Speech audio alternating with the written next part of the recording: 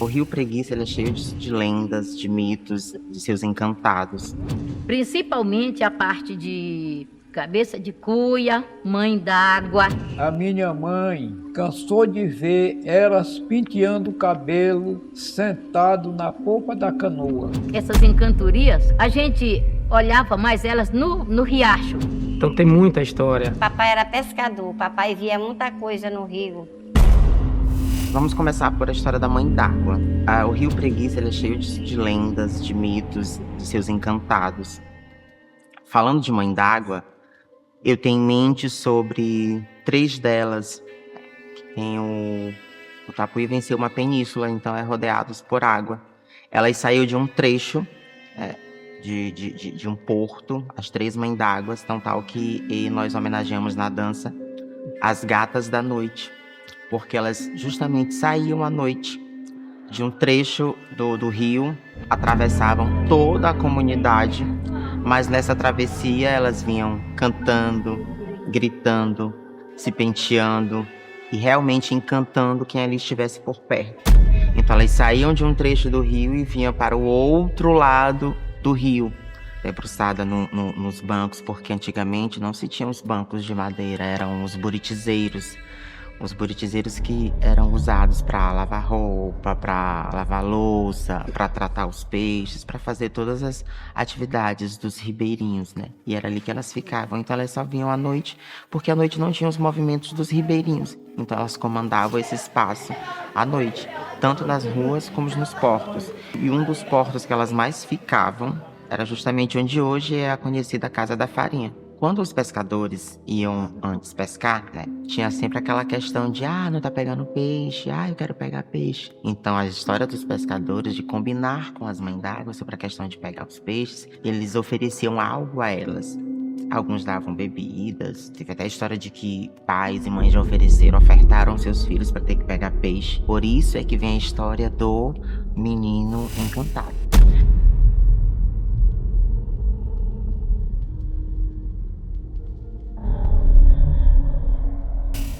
A gente olhava mais elas no riacho, que se chama o Riacho do Santo Antônio. Lá tinha uma ocasião que você ia, colocava o anzol, você pegava muitos peixes. Tinha uma ocasião que você ia, colocava o anzol, vinha tipo um cordão de ouro, uma coisa assim. Quando você ia pegar, ele não estava mais. Eles diziam que se a gente encontrasse algum ouro, alguma coisa, não era para pegar, para levar para casa de jeito nenhum, porque aquilo era das mães d'água. E com isso aconteceu muitos, até crianças sumir aqui no povoado. Sumiu criança que ninguém sabe para onde foi essa criança. Uma menina muito bonita que nasceu aqui, ela tinha os cabelos um pouco louro, bem branquinha. E esta menina sumiu aí da mãe, que ninguém sabe para onde foi. A mãe vai ficar louca procurando a filha, não encontrou. Apareceu já depois de mocinha. Ela disse que a mãe d'água tinha levado ela porque ela era dela. Ela se engraçou dela no ventre da mãe. E com isso, ela estava morando com eles lá. Lá era muito bonito, tinha um palácio muito bonito onde ela morava e ela não pretendia sair de lá. Se a mãe dela não tivesse medo, podia ir para lá para pescar, fazer o que ela quisesse, que ninguém mexia com ela. E mãe d'água, tinha muita gente que estava aqui lavando roupa ou fazendo comida, caía, ninguém sabe o que era. Agarrava a mulher, levava, e lá eles diziam que era uma mãe d'água fulana de tal que estava se engraçando dela. Aí benzia, a mulher não mexia mais.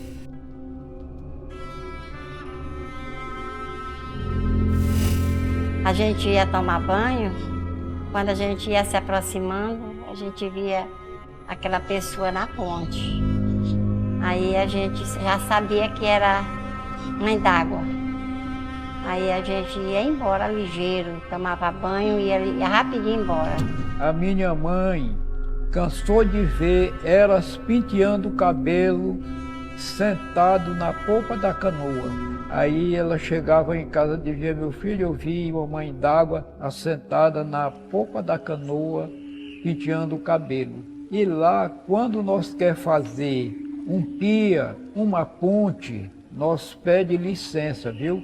Quando foi para fazer a primeira ponte, a gente pediu licença para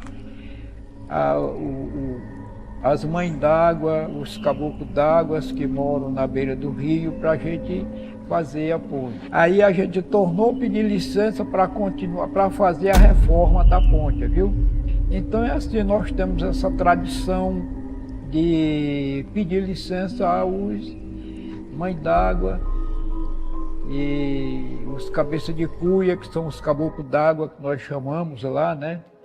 E existe tudo isso, viu? Lá.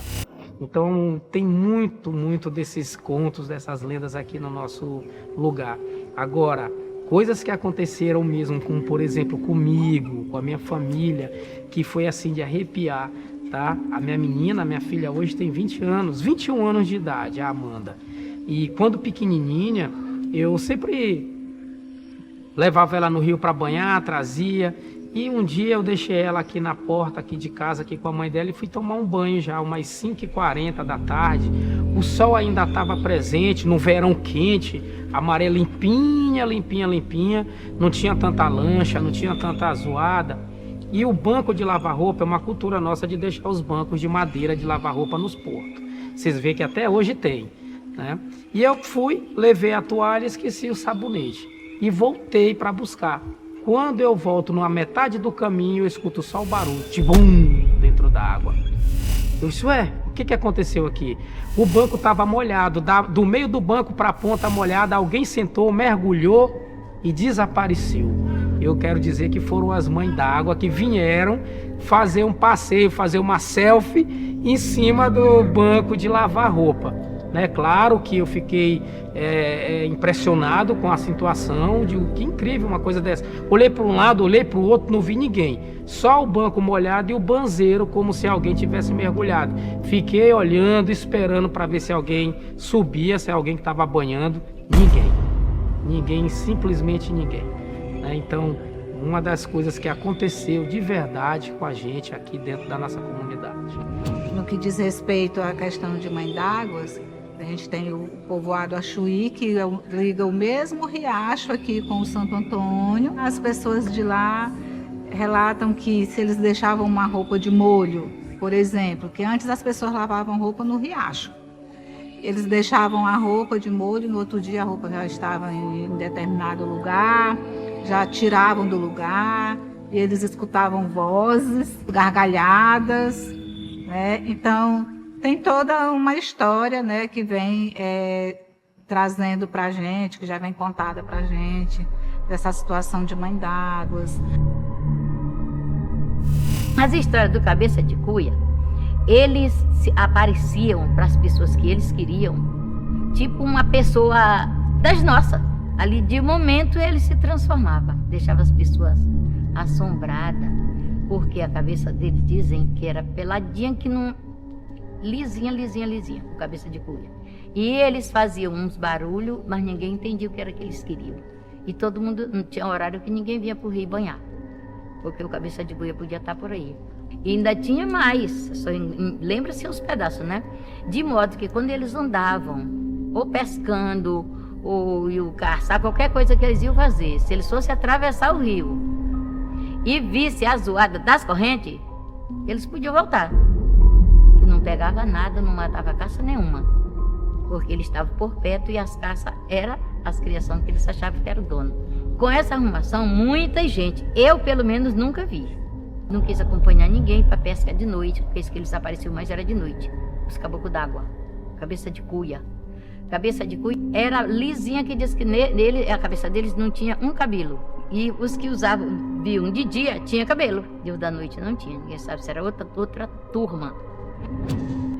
Quando foi para fazer a primeira ponte, a gente pediu licença para as mães d'água, os caboclos d'água que moram na beira do rio, para a gente fazer a ponte. Papai pescava muito, ele via muita coisa no rio. Ele via mesmo os cabeças de cuia, junto com ele pescando, ali eles botando espera para pegar peixe. Aí quando pensava que não, estava ali, ele disse, vixe, cabeça de cuia. Aí papai chegava em casa e contava para a mamãe. A mamãe dizia assim, tu demorou muito, Maruca. O nome dele era Mário. Tu custou muito chegar em casa. Aí ele dizia, não, mas tu não sabe por quê? Eu estava trabalhando, era com a cabeça de cuia. Então a história do caboclo d'água, ele saía porque o povo perturbava durante o dia, né? Na beira do rio, era batendo, fazendo canoa, isso, aquilo, outro. Mas à noite eles realmente faziam festa. Então, além das mães d'água se manifestarem à noite para as pessoas, né? Ainda que se divertindo, o caboclo d'água também se manifestava tudo à noite. Não sei o que ele queria com isso, de molhar as pessoas, que não tinha nada a ver, que não importava se era criança, se era idoso, pegava, molhava e ninguém via.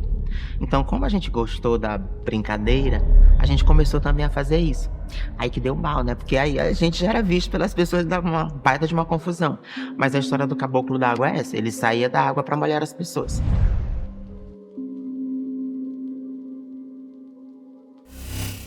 Caipora é outro também, que fazia trança, parecia um agente que fazia.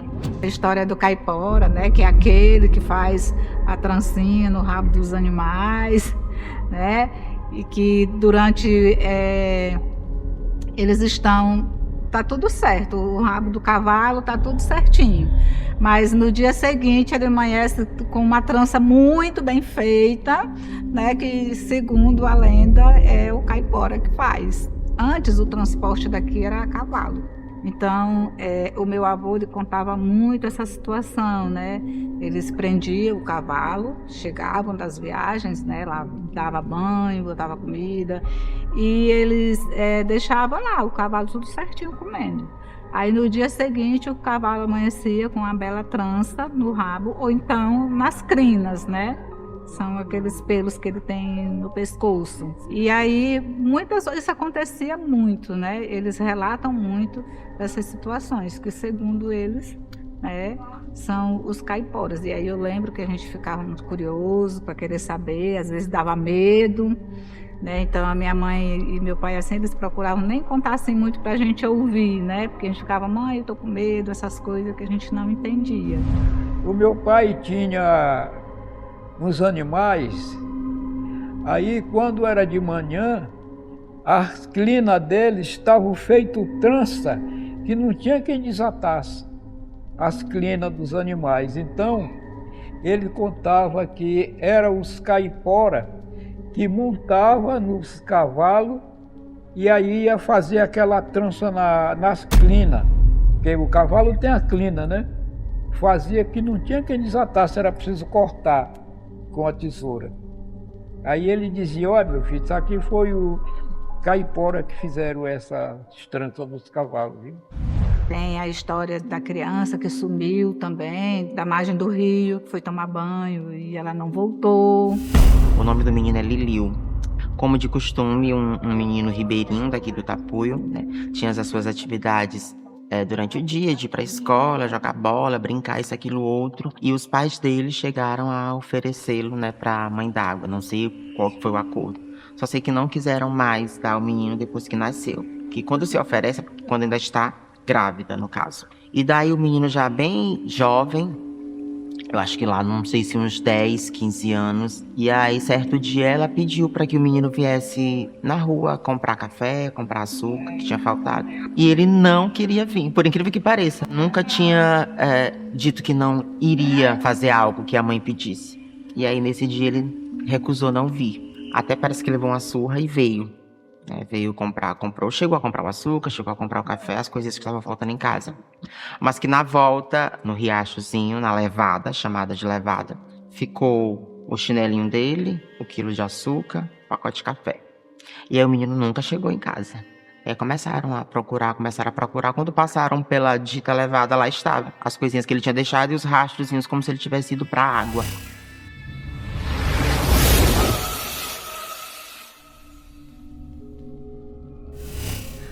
E aí não encontraram mais o Lilico.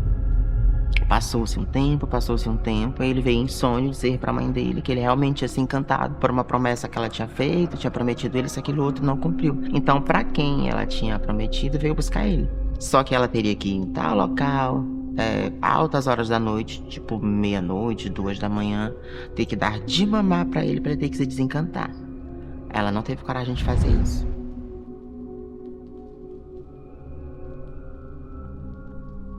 E aí é ele que aparece aqui no rio, em forma de cabeça de cuia, canoa virada, em forma de pau enfiado. Só que toda vez que aparecem essas coisas no rio, é como se estivesse dando sinal de que alguém vai morrer. E nunca falha. Aí vinham os turistas e sempre alguém ia. Era tiro e queda, alguém tinha que ir. Então essa é a história do Liliu, do menino encantado. Eu vou contar a história também do garotinho que se encantou-se. Na casa do meu pai tinha um comérciozinho e o pai dele, desse rapazinho, do garotinho, né, veio com ele para levar as compras para casa, viu? Aí fez as comprazinhas e deu para ele e ele saiu, foi embora. Lá aonde nós moramos e eles moravam, tem a lagoa. O menino desceu, seguiu o caminho tudinho, direitinho. O pessoal viu o rastro dele até entrar na água, mas não saiu do lado de lá. Passou o dia todinho e o menino não chegou. O pai voltou, chegou em casa, não estava, e vieram atrás e nunca encontraram esse menino. Eu tenho um genro por nome Dodô. Aí ele foi pescar lá nas Flores. Nas Flores é aonde o rio passa para Atins, Mandacaru e Vassoura, e tem o outro que entra para cá, viu? Dá o nome de Flor. E lá tem uma croa que o pessoal que vão pescar vão bater as redes para limpar na malhadeira. Aí o Dodô disse, eu vou mergulhar bem aqui para ver se eu vejo o filho da tia Antônia Miranda, que foi esse que se sumiu. O nome dele, o apelido que chamavam ele, era Lili. Aí ele mergulhou, mas ele não viu nada. Aí vieram-se embora.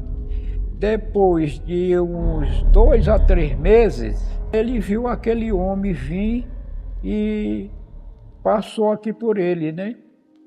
Aí ele disse assim, rapaz, tu conhece o Dodô? Ele disse, conheço. Ele disse, olha, ele disse que naquele dia que ele estava pescando, ele disse que ia mergulhar lá na Flor para ver se via o Lili, filho da Antônia Miranda.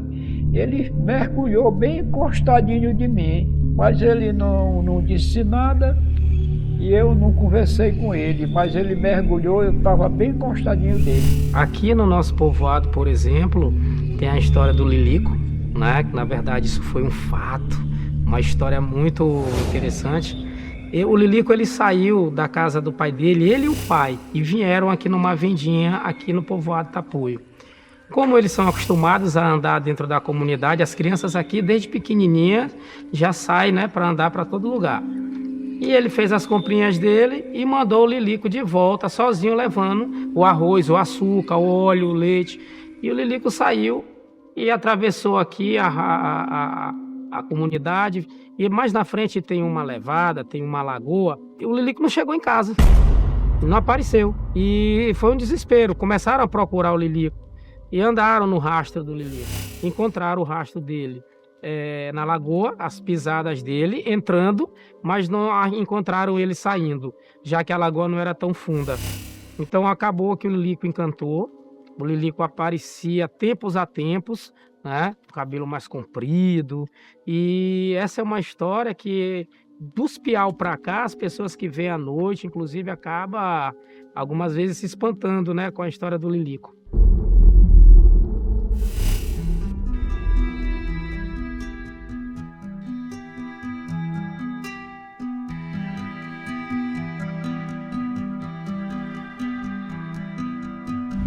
Então aqui tem seus mistérios, tem seus encantos, tem suas lendas, seus mitos. E a gente só precisa respeitar, entender, aceitar que as coisas vão se encaixando. Essas histórias, elas fazem parte do folclore local também, e que isso possa servir, né, de orientação, de conteúdo para as crianças, conteúdo escolar, conteúdo didático, para que elas possam ter um pouco se fantasiar com a história dos seus ancestrais. Enfim, são muitas histórias para contar.